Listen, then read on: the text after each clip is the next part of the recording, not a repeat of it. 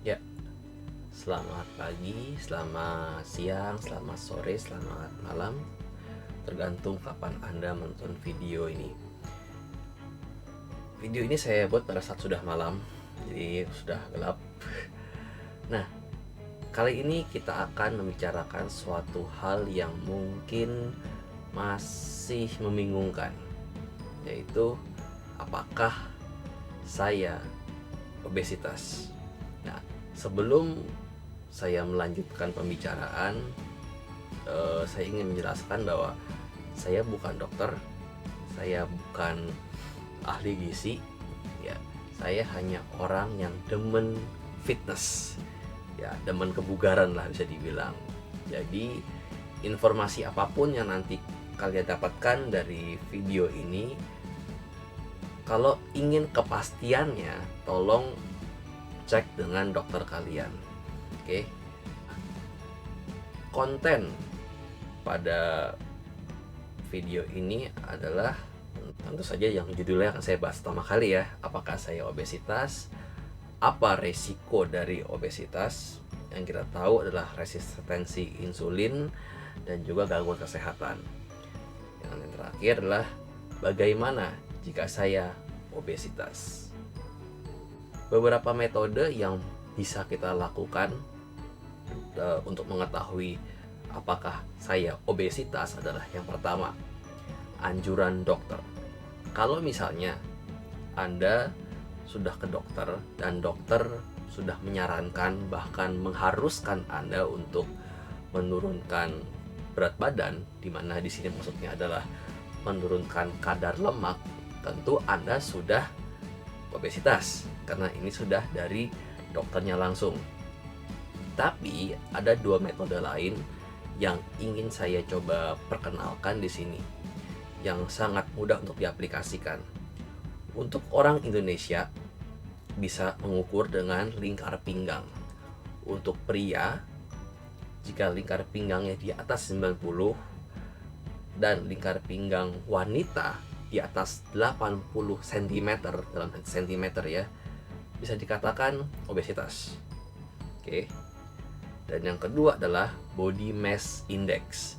Jika body mass index kita lebih dari 25, berarti Anda obesitas. Nah, bagaimana melihat body mass index? Rumusnya adalah body mass index sama dengan berat badan di dalam kilogram dibagi tinggi badan dalam meter dikuadratkan. Sekali lagi ya, bisa lihat rumusnya ya di sini ya. Berat badan dalam kilogram dibagi tinggi badan dalam meter dikuadratkan. Yang dikuadratkan maksud saya. Catatan penting, metode lingkar pinggang dan body mass index yang saya barusan berikan tuh ya, itu tidak akurat 100%. Oke. Ini catatan nih.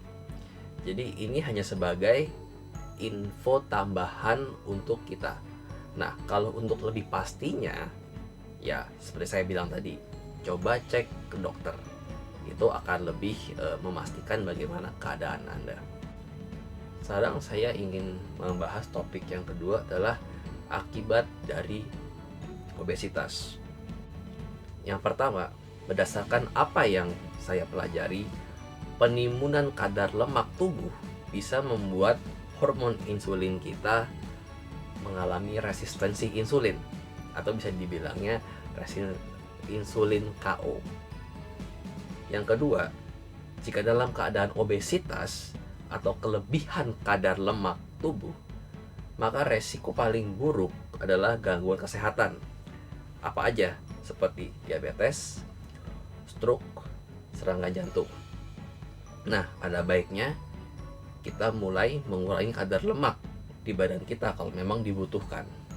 Apa sih resistensi insulin dan apa sih fungsi insulin? Resistensi insulin adalah keadaan di mana hormon insulin tidak bekerja secara optimal.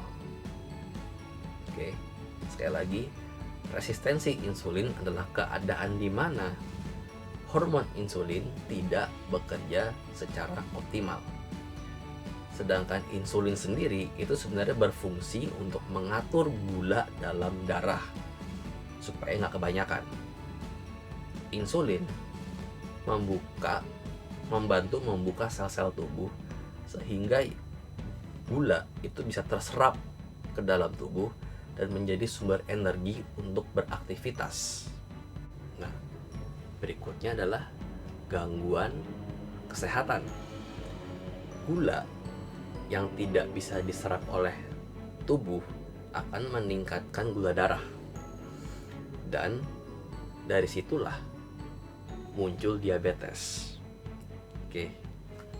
Nah, nggak kaget kalau misalnya orang yang diabetes lemes, nggak ada energinya. Itu wajar. Kenapa? Karena darahnya itu mengandung gula dan gulanya itu tidak bisa diserap oleh tubuh sehingga sumber energinya itu nggak ada gitu, nggak masuk ke dalam tubuh.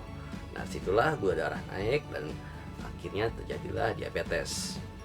Nah, jika darah sudah mengandung tinggi gula dan mungkin lemak juga gitu ya dari makanan, itu bisa mengubah berat jenis dari darah itu sendiri.